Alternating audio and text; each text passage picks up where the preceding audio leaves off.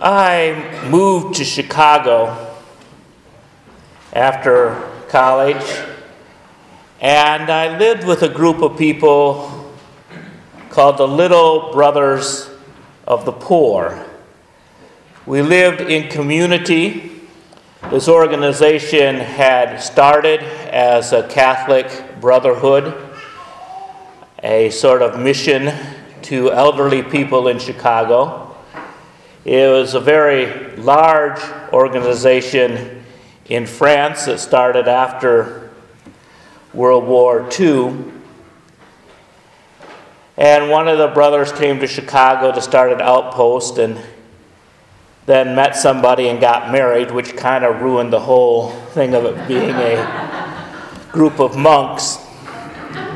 And France responded by saying, not a bad idea, and they became a secular organization over in France as well.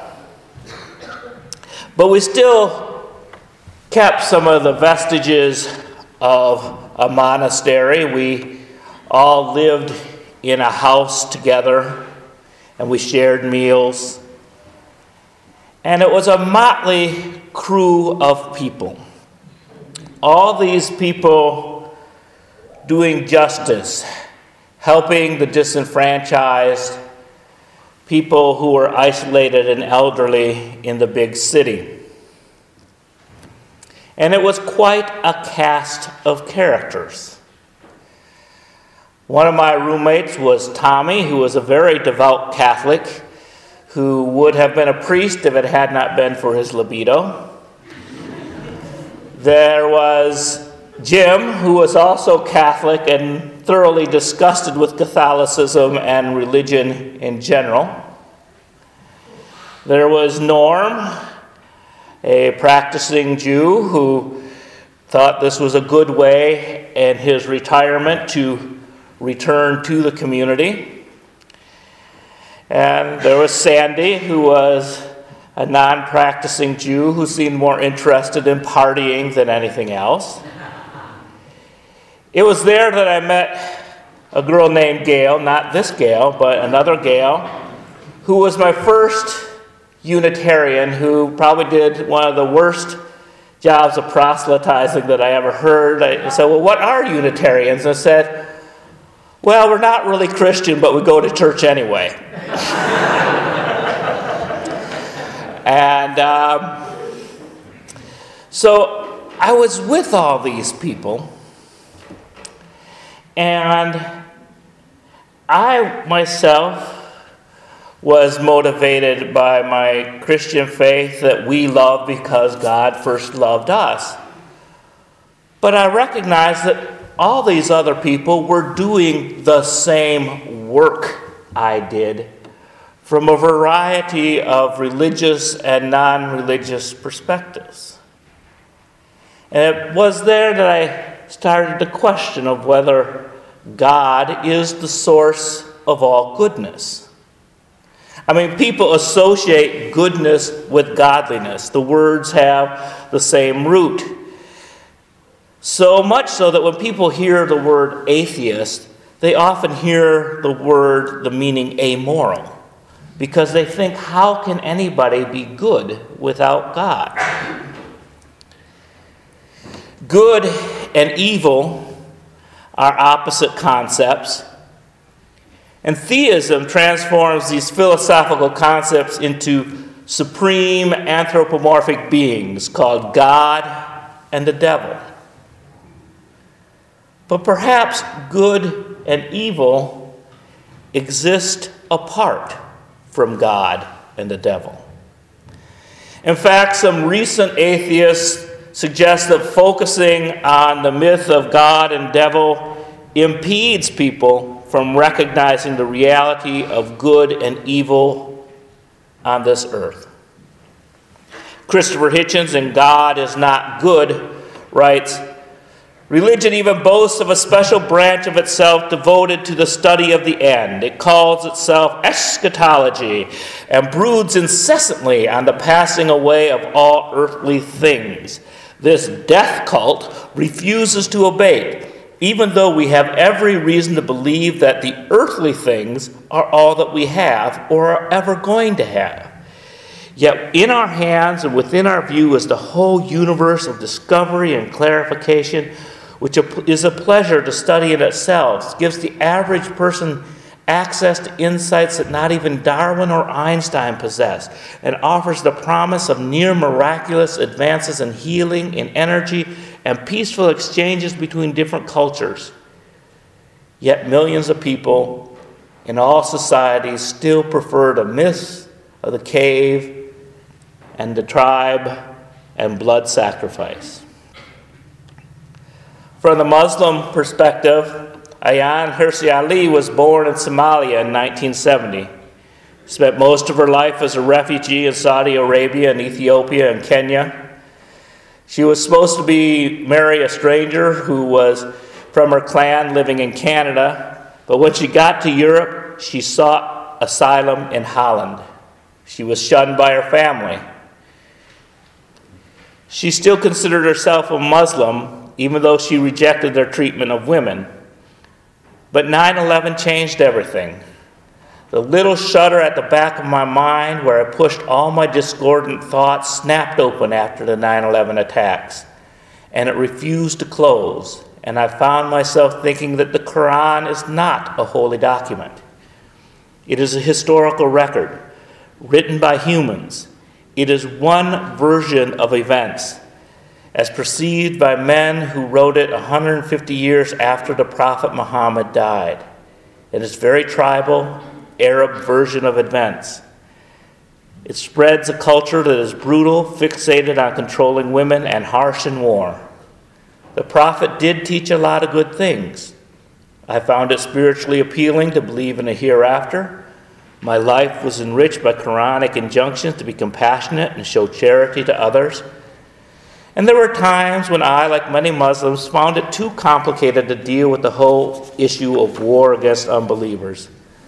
Most Muslims never delve into theology, and we rarely read the Quran. We are taught in Arabic, which most Muslims cannot speak. As a result, most people think Islam is about peace. As she started to speak out against the threat of the Muslim community, she took comfort in the life of Spinoza, who was a secular Jew who, like her, came to Holland to escape religious bigotry. Nature created itself, Spinoza said. Reason, not obedience, should guide our lives. Though it took centuries to crumble the entire ossified cage of European social hierarchy, from kings to serf, between men and women, all of it shored up by the Catholic Church was destroyed by this thought. Now surely it was Islam's turn to be tested. Humans themselves are the source of good and evil, I thought. We must think for ourselves. We are responsible for our own morality.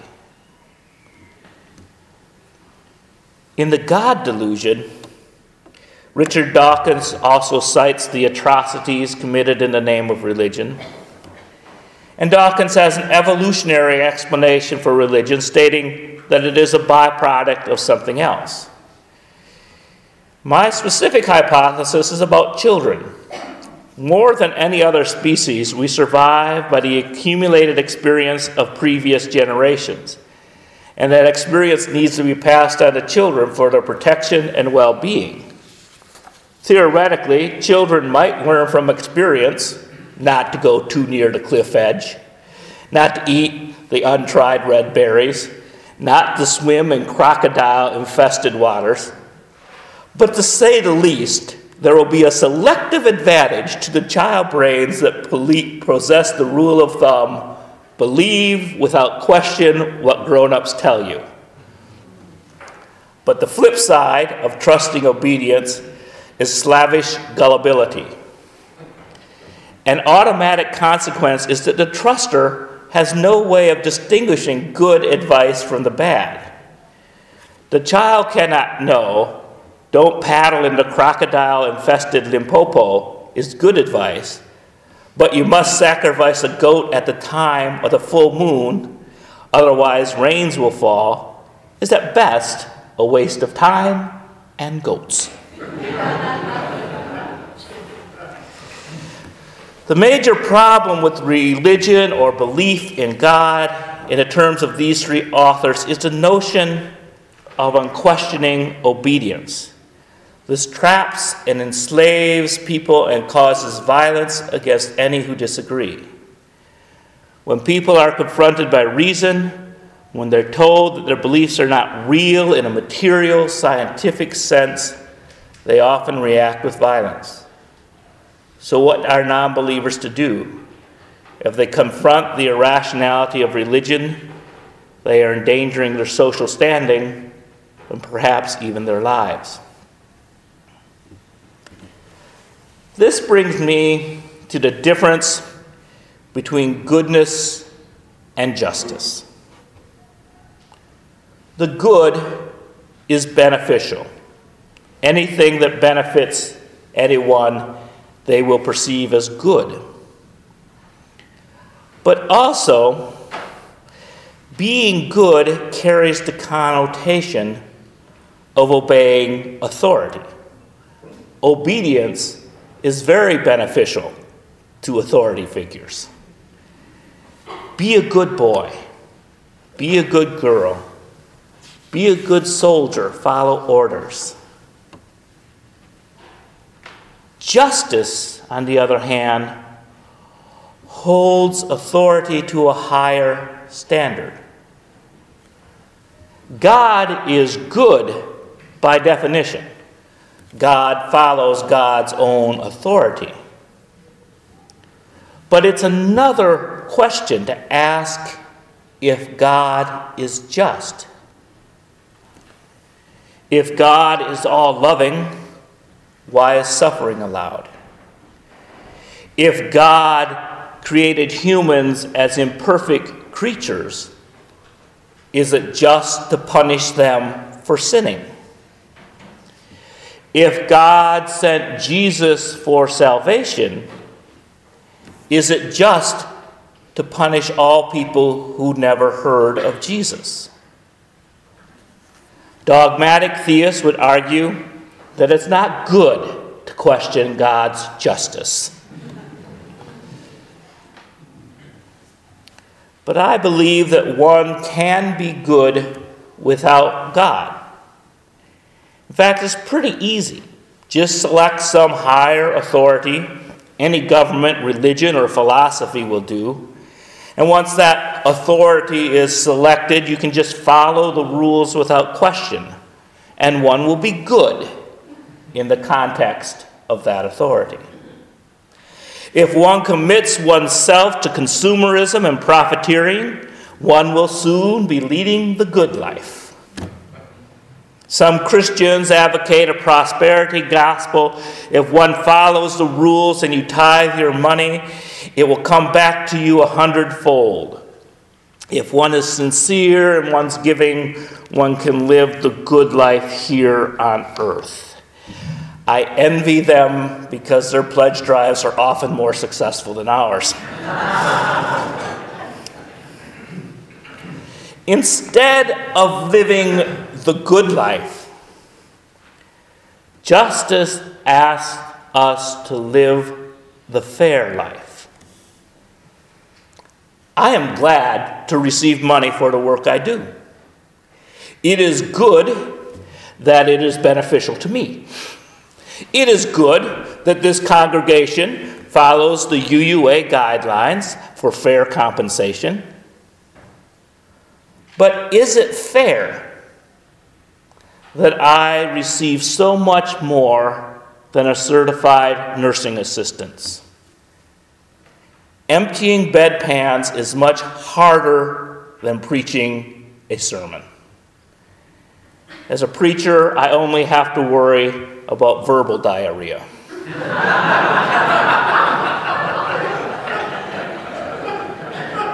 It is good to own a house. One is obeying the vision of the American dream. But is it fair to have two homes when others have none? Is it fair to have a home on land stolen from Native Americans? Is it just to worship a God that is unjust? If one rejects an unjust God, then what is the standard of justice? There is no one standard. And even those who claim that God is an unwavering standard, all you have to do is look at all the varieties and interpretation of what the word God means to realize that even in religion, there is no unwavering standard of what is just. So both the religious and the non-religious have to look to one another and ask, what is fair? The good is anything beneficial, but justice occurs when goodness is shared. Now, a lot of times, the idea of justice gets confused with vengeance. And vengeance is when evil is shared. You hurt me is my so-called justification for hurting you. Our current justice system is mostly a vengeance system. We punish people for disobeying authority. A vengeance system says, because you killed, you must die.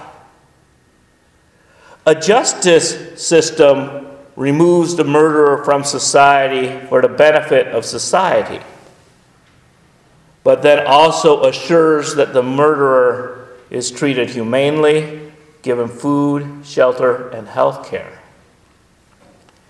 And if we offer food, shelter, and health care to those who commit the ultimate crime, why do we leave so many people on the street who have committed no crime without food, shelter, or health care? Justice is sharing the good. Serving food to someone is good. People paying for food is good. Everybody who works in a restaurant getting the share of the profits is just.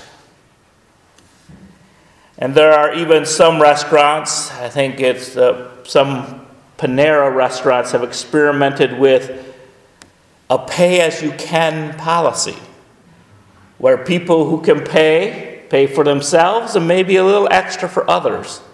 And people who can't pay come to the restaurant and eat.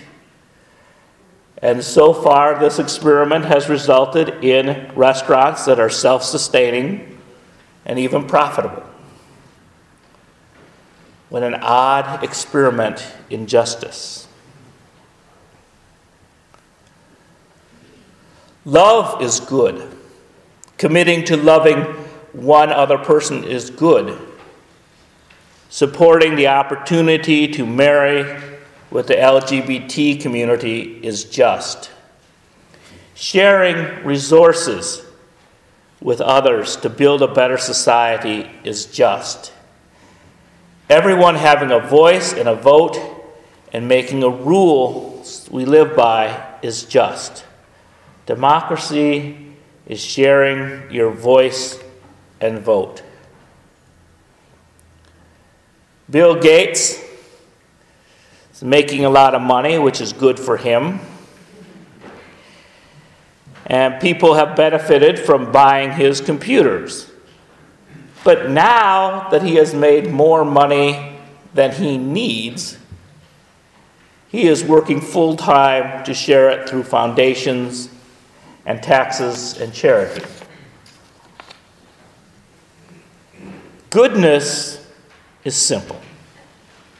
If something is beneficial, it is good. Any individual who receives a benefit will declare it good.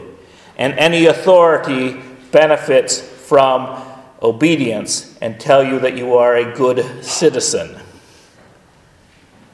But justice is harder to manage, because sometimes the good citizen is called to disagree and to protest and to work for change. The question, is this fair, can be asked over and over. We ask it of others, and others ask it of us. When we ask, is it fair to God or the universe, we are asking something that is beyond our control. For the most part, God and the universe are silent. The Spirit is like the wind. It blows where it will. We cannot ask a tornado to be just. It just is what it is. Whether a force or nature or an act of God, a tornado does not answer why. It can't answer why this house was destroyed and that one across the street was saved. It had nothing to do with the morality of the people in either house. It does not choose who is destroyed or saved on the basis of fairness. But when we ask each other, what is fair? We are asking someone over which we can work with to gain control of our lives. When we ask each other what is fair, the possibility of justice emerges. When one state is hit by a natural disaster, other states usually respond by helping. We ask ourselves, is it fair to live in comfort when others are not? We share what comfort we can spare. And the work of justice is never done. Sometimes the work of goodness can be done. You can follow all the rules till the day you die, and you did the good thing. But justice has a higher demand. It asks, even though this may be good, shouldn't I try to make it better? The good life is only fair if it can be shared.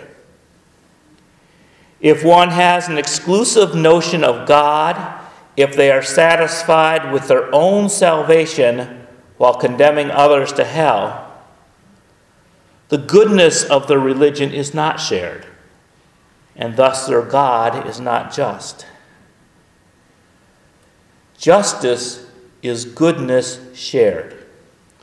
If your religion does not welcome everyone, it may be good for you, but it's not just. If your atheism does not share the benefits of reason with others, it may be good for you, and you can live in smug satisfaction, but it's not just. You must engage with other people and share your truth, even when it's uncomfortable. Justice takes us beyond our personal benefit, beyond our personal salvation, our personal wealth, or our personal knowledge. We live in a place and time that encourages us to live the good life. This morning, I ask all of us to shift our thinking and live a fair life. A fair life that shares all good things, where any blessings received is a blessing to be shared. May we bless and be blessed.